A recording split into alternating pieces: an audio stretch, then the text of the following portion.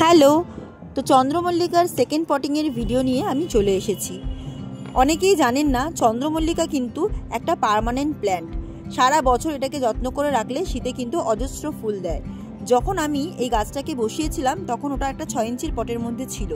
Pinching করতেই চারিদিকে branch বেরিয়েছে, কত সুন্দরভাবে দেখে নিন। তো এবার আমি এটাকে একটা 8 ইঞ্চির রঙের বালতিতে প্রতিস্থাপন করব। এবার দেখুন, অলরেডি আমি মাটি রেডি করে রেখেছিলাম। তার আগে আমি বলে দিই, চন্দ্রমল্লিকার এই যে নিচের দিকে গোড়ার শুকনো পাতাগুলো আপনাকে পরিষ্কার করে নিতে হবে।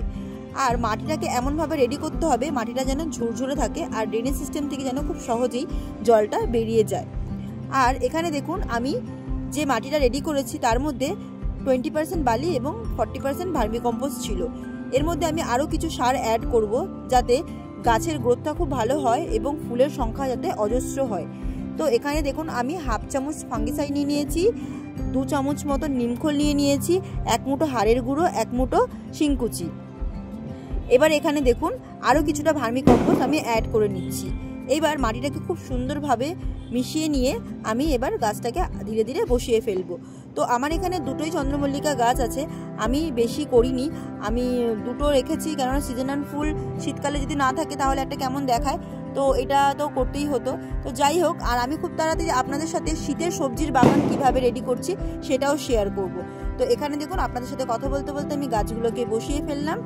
এইবার আমি অতিরিক্ত যে মাটিটা রয়েছে সেগুলো আমি ওপর থেকে দিয়ে দিয়ে আস্তে করে হালকা করে চেপে দেবো যাতে এয়ার গ্যাপ না থাকে। আর এই কথাটা আমি প্রত্যেকটা ভিডিওই আপনাদের সাথে বলে থাকি, কেন যারা যারা আমার নতুন ভিডিও দেখছেন তারা যাতে এই জিনিসটা জানতে পারেন। তো এখানে দেখুন, আমি সুন্দর করে গাছগুলোকে বসিয়ে নিয়ে আবারও উপর থেকে পিঞ্চিং করে দেবো যাতে আরও বেশি ব্রাঞ্চ হয় আর ফুলের সংখ্যা তত বেশিই হয়। তো দেখতে দেখতে এটা অক্টোবর মাস চলে এলো, নভেম্বরের মধ্যে আমাকে এই গাছটি ফুল দেওয়া স্টার্ট করে দেবে। এবার যেই জিনিসটা দিয়ে আমি কাটবো সেটা হচ্ছে একটা কাঁচি, আর কাঁচিটাকে কাটার আগে খুব ভালো করে স্যানিটাইজ করে নিতে হবে যাতে কোনোভাবে ফাঙ্গাস না ধরে। আর আমি এখানে ফাঙ্গিসাইড মেশানো জল এই গাছটার মধ্যে দিয়ে দেবো। জল দিয়ে দিলেই আমার আজকের মতো গাছ লাগানো কমপ্লিট হয়ে যাবে। ভিডিওটি কেমন লাগলো অবশ্যই আপনারা কমেন্ট করে জানাবেন। আজকের জন্য এইটুকুই, দেখা হচ্ছে নেক্সট ভিডিওতে। তো টাটা।